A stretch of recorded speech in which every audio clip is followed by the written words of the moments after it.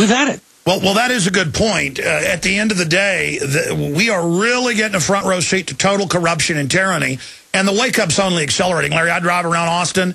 I see Infowars.com stickers everywhere, but not just that, not just Ron Paul stickers everywhere. I see huge things on the sides of nice cars, junky cars, you name it. Legalize the Constitution, arrest the politicians. Folks are angry. Yes, and I think we're going to stay angry. I think it was not just the town halls that got us to a point where we had to deal with our elected officials, but Wisconsin, I think, was something that stirred the whole country. This thing now, I believe, is going to continue our agitation. Yeah, we're going to stay angry. Stay there, Larry Pratt. I want to do one more segment on the raft of anti-gun legislation that is waiting, that now can pass without amendment or without filibuster. The big attack's coming, folks. Stay with us. Yep, the Senate passes the Council of 13 dictatorship. A new form of government is now in place in the United States, and it's been done in a little lawyerly packaged way to look nonchalant, like it's no big deal, camouflaging how deadly dangerous this Trojan horse is. And now the president is saying that this is just the first step and is set to give a speech, and they've cheered in the House. Trillions more in debt. The dollar began plunging again, and gold exploded to an all-time new super high of $1,642.70 an ounce. $1,642 plus.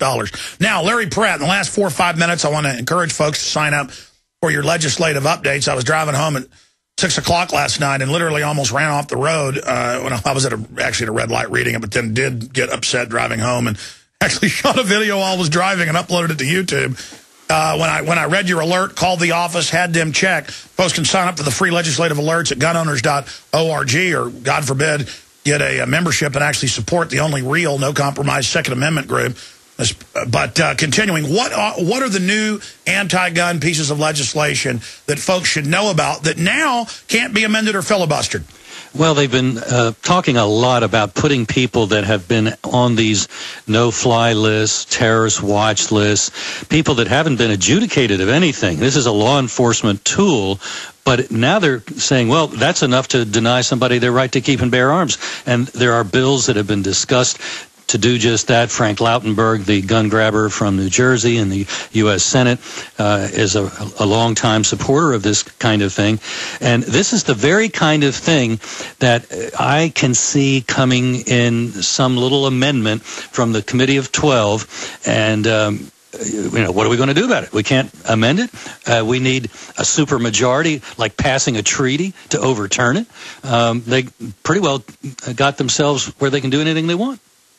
And again, you are calm about this. You're professional, the head of a huge patriotic organization. But I mean, at a certain point, Larry, we got to start jumping up and down. I mean, you've got Rahm Emanuel, you've got them all. They've introduced bills, as you know, where magically you get on a list and can't own guns anymore. No conviction, no arrest. The president's talking about an executive order to do that. The ATF's doing things that aren't under law. Right. These are lawless crooks. I mean, they got caught shipping guns into Mexico, and they've got a bunch of other bills coming in, and now we're wide open. I mean... And you mentioned Emmanuel. This is the guy, after all, that celebrated the Alinsky notion that you never let a good crisis go to waste. And how did they get this passed? Well, they had us all breathless that the country, if we didn't have something happening by today, was going to default. That was a lie. And they continued to use it even after members of Congress explained many times, no, we don't default. We do bring in 60% of what we're spending, and that's more than enough to pay for this stupid interest that we keep racking up with the other 40%. They would not refrain from using the word, and they stampeded, I think, a lot of the members of the Congress into this. Well, we got to do something. Well, why don't you just put a gun to your head? That would be doing something.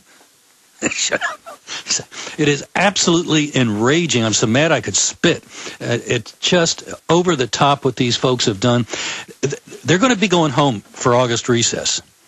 We need to go and very politely, sternly lecture them that they are traitors. They have violated the Constitution. If they did vote for it, now there were some. Be careful. Don't go after the ones that voted right. Tell them that what they have done is to transform the structure of American government, and unless we undo what they've done, America is never going to be the same. Larry Pratt will continue to check in with you at gunowners.org. Thank you so much for spending time with us. Thank you for having me, Alex. God bless. We'll come back in the second hour. Reed says the rise of the Tea Party, very, very disconcerting. Biden, they have acted like terrorists. Some of the news. Palin Bachman ripped Biden for calling Tea Partiers terrorists, and I've got the quotes here. Reed says the rise of the Tea Party, very, very disconcerting. Biden, they have acted like terrorists. And then I have that New York Times editorial where they say the Tea Party are terrorists. And they mean not Mitch McConnell saying he leads the Tea Party, who came up with the Super Congress idea, and who plays politics saying the Tea Party won. Yeah, if you're for the principles of the real, original Ron Paul Tea Party, the Tea Party lost big time. And some of the Tea Party congressmen were so traitorous or so dumb, I guess because, you know, their mom and dad were brother and sisters or whatever. The issue here is this is absolute tyranny. You just heard Larry Pratt, but that's how the spin works. I heard that on talk radio this morning. Yeah, Tea Party made them compromise. We're conservatives. We're winning. I mean, you have got to stop being complete idiots. You people are about as dumb as Obama supporters. I tell you. I mean, you mainline Republicans just make me want to throw up. But it doesn't matter. They still know at the heart of the Tea Party is get rid of the Federal Reserve, cut taxes, get rid of corporate welfare. George Soros is a bad guy. Second Amendment's good. Control our borders, national sovereignty, red, white, and blue. So even though you're silly and ignorant and dumb, you at heart are better than the communist that the bankers created to go rob everybody and then transfer the loot to them. They're like contract bank robbers, country burners. And so you are the enemy. You're like Joker in Full Metal Jacket. You're silly and you're ignorant, but you got guts, and guts is enough. And so I told you they're getting ready to rebrand it. This is a major talking point. I mean, I saw them in their inter-council memos that leaked and were public, as they think we're all stupid, where they said, man, we sure need an Oklahoma City or new 9/11, but blame it on domestic groups. We really need this bad. Remember, and even Beck had to come out and admit they were getting ready to stage one. And when they blow up a federal building, folks, we need our people to always be watching. And when you see an explosion or something, go towards it and videotape everything, and we're going to catch them with their pants down this time. We hope they don't stage the attack, and they haven't been staging as many, because every time they try, our people are on the scene. Whether it's the shooting in Norway or the underwear bomber where we had the witnesses that he was gotten on the plane and protected for a month and a half. They said we were conspiracy theorists, and later the State Department had to confirm it.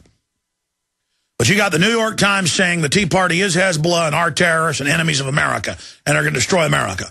You got Reed, you got Dum-Dum Pelosi, you got all these crooks doing this. And you got Biden running around saying, you got the New York Times. That's the talking point. And people are like, well, it's figurative. No, it's not. They know their super Congress is illegal. They know people are waking up to the Republican criminals and the Democratic criminals at the top.